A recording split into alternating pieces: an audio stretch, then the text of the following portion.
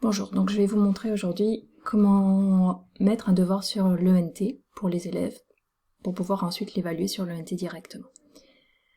Alors, dans un premier temps, je vérifie bien que je suis dans vue d'ensemble dans mon espace de travail. Donc là, c'est 4e C, continuité pédagogique. Ensuite, je clique sur Ajouter. Devoir. Je rentre mon intitulé.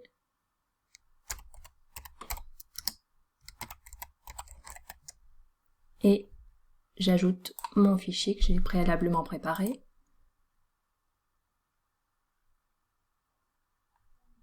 Donc, je vais sur mon bureau. Voilà, il est là. Je l'ouvre. Alors, à partir de ce moment-là, je vais bien ici sur cet onglet et je fais réaliser une copie pour chaque élève. Alors maintenant, je vais m'occuper de la visibilité. Je veux donner une date limite. Alors, admettons c'est pour dans une semaine, donc ça sera, allez, je mets le 31 et je mets 23h59. Je clique sur fermer après la date limite, comme ça les élèves ne pourront plus remplir leur devoir suite à cette date. Alors, devoir à la maison, là, je n'en remplis pas. Je choisis mon échelle d'évaluation, donc je choisis de mettre des notes, une note de 0 sur 20 avec les demi-points possibles. Alors, pour les résultats, par défaut c'est mis résultats visibles pour les élèves. Et voilà tout ce que je dois compléter pour ça. Alors si je veux une visibilité programmée, je peux le faire aussi. Par exemple, je veux que mon devoir ne soit visible que le 31 mars, donc je clique sur 31 mars à partir de 8h et 31 mars jusqu'à 23h59 puisque c'est la date limite de remise. Voilà, donc j'ai mis une date de visibilité programmée. Une fois que j'ai fait tout ceci, je crée mon devoir.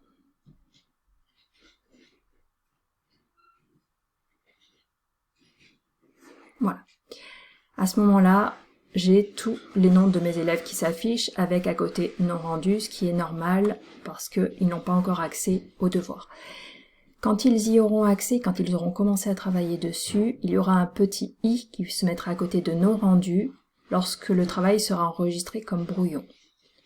Ensuite, lorsqu'ils l'auront envoyé à leur professeur, ce sera envoyé en cours de correction. Ce sera écrit en cours de correction. Alors, là, je vais vérifier maintenant mes autorisations. Et donc, je passe par les points de suspension, autorisation. Alors, sélectionner les personnes autorisées à afficher cet élément. Je vais mettre que les élèves sont autorisés. Voilà. Et donc c'est bien marqué, autorisation accordée à élève, et j'enregistre. Alors, je continue à accorder des autorisations, parce que là, ils n'ont que la possibilité d'afficher l'élément. Maintenant, je vais leur donner la possibilité de participer. Je resélectionne élève, j'ajoute, et j'enregistre. Alors, si j'affiche les autorisations actuelles, voilà ce qu'on a. Donc, les enseignants ont le contrôle total. Les élèves, eux, ne peuvent que lire et participer. Je retourne à mon défi. Voilà, donc tout est prêt. Mon devoir est ici.